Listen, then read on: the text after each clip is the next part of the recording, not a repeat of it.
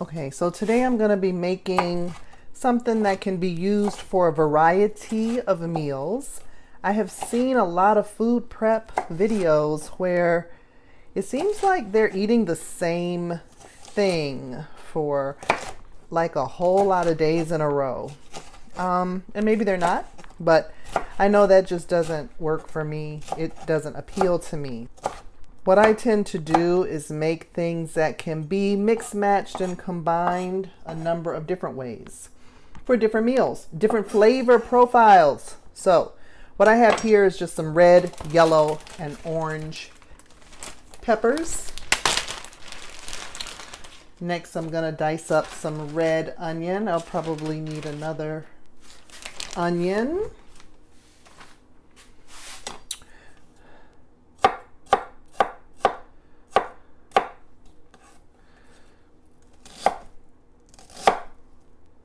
We're just going to dice this up pretty small. I find that certain combinations can really be used in a large number of ways if you just either switch up how you assemble them, or you can sometimes cook them in different batches and switch up the seasoning.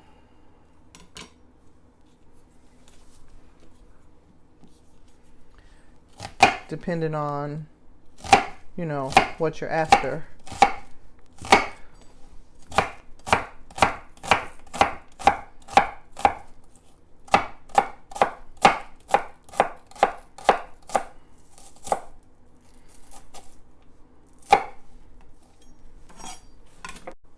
So we're just going to take some regular safflower oil, a little bit in our pan.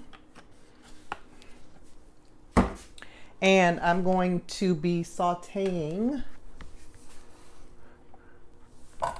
my peppers. Let me get this to where you can see it better. Sauteing my peppers and onions.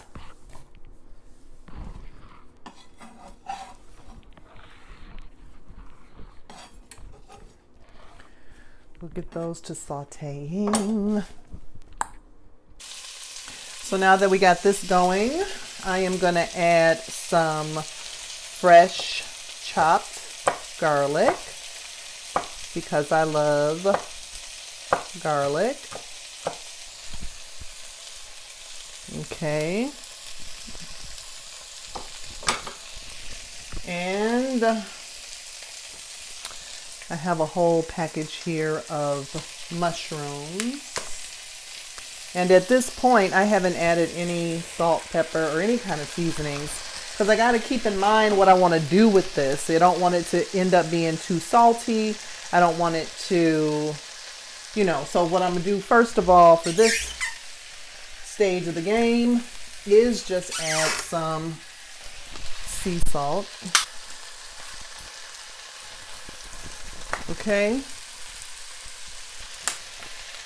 And I'm going to add some pepper. I've been really getting into white pepper lately. It's like, I don't know, milder, I guess, than black pepper, but, I don't know, just, playing around with stuff.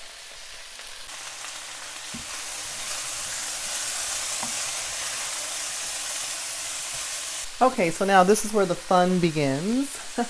Because now you can use this however you want. I'm just showing you how I use it. I'm going to first, I have another skillet here. So I'm going to first put aside some,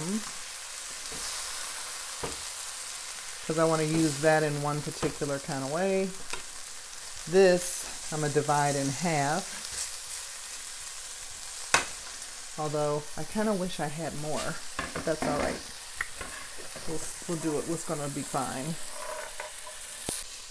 Okay, to this part that's left, I have a jar of marinated artichoke hearts, which I like for pasta.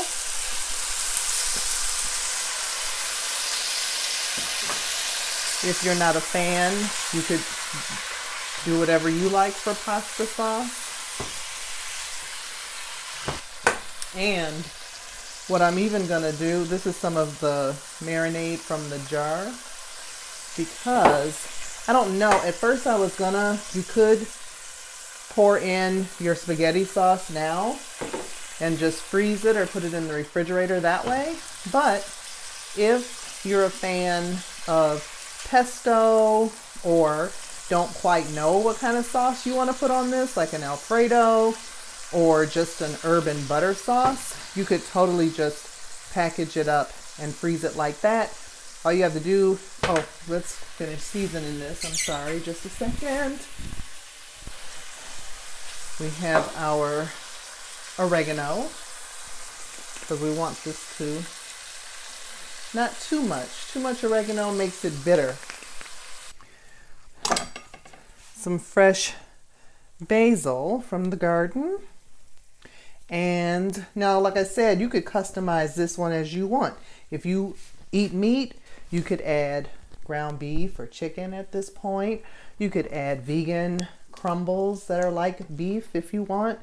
I'm just going with a vegetarian sauce for me. And like I said, I'm not even going to add my tomato paste or tomato sauce at this point, because this helps it stay more versatile for me depending on how I want to use it. So this one is done. Okay, for round 2, I'm not even cleaning out the pan. Adding the rest of these back. I have some cumin that I'm going to add here.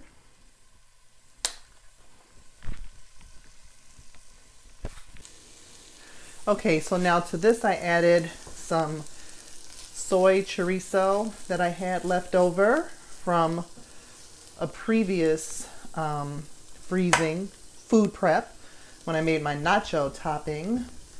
And I'm going to add, now you could leave it just like it is, or in this case I'm going to add some black beans because I just think that'll be good as a like I said, burrito or enchilada filling. So I just have my organic black beans here. Now you could rinse these if you want, but I find that when I use the soy or faux meats, they really tend to absorb a lot of liquid. So I hope I made the right decision here to leave the black beans included. Or I could have just added black beans. So this is black beans, mushrooms, sausage, and so like I said, this is good for whatever you want to use it for. And that one's done. You could even add a can of tomatoes to this and pretty easily turn it into chili. So basically what I'm saying is if you make a huge batch of sauteed peppers, onions, and mushrooms and then freeze them or save them in smaller quantities, it is really easy to pull together a variety of foods without eating the same thing every day. Or you could go on and do like I'm doing and actually make them into a variety of foods and freeze them for another day. And now for the third dish that I'm gonna make with this pepper, onion, and mushroom combination is just a simple breakfast scramble. So we're just gonna whisk these up a little bit, just a little bit of salt because we already have salt.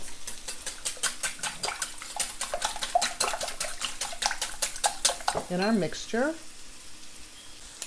Now for this flavor profile, I'm just gonna add just a little bit of thyme to our vegetables, just to give them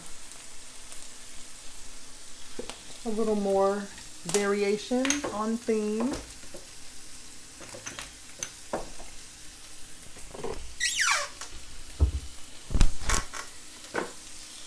And maybe a little smoked paprika.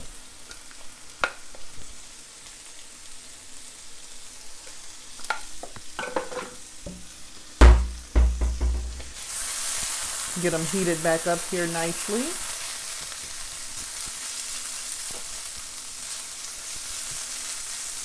And spread out across the pan.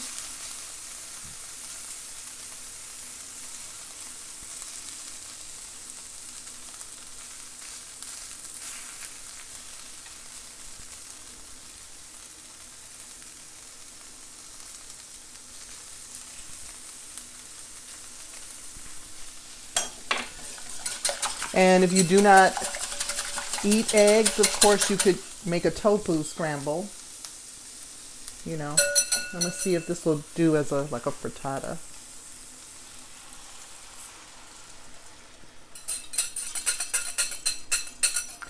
You could of course add cheese or, you know, a variety of things. We're gonna let that cook a while, and I might throw it under the broiler because I do want it to stay in this nice shape. I don't want it to burn. Let's turn that heat down a little bit. We'll come back in a minute.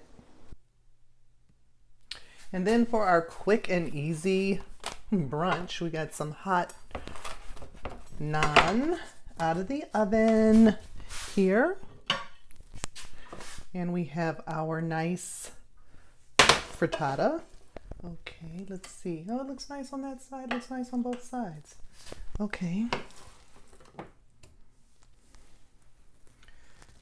There we go. And I have a little bit of pesto that I made. Put that on the side.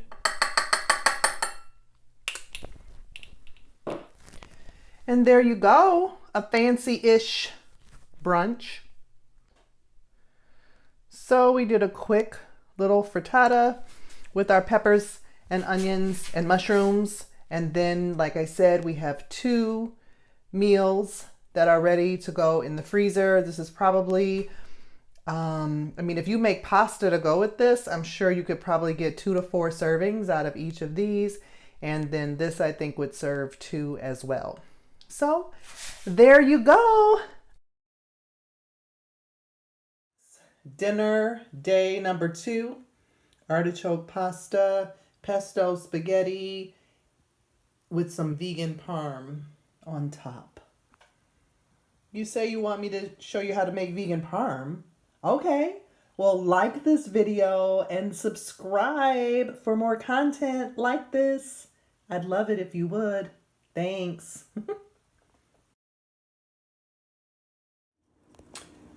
And how do we use it? So for a quick meal, just heat up the filling here. We have some olive oil that has gotten hot. And I'm about to take this fresh spinach, cilantro. I have some vegan nacho cheese. I'm gonna make a quick quesadilla hookup. So I like to just do everything in the skillet. We'll see how this works out.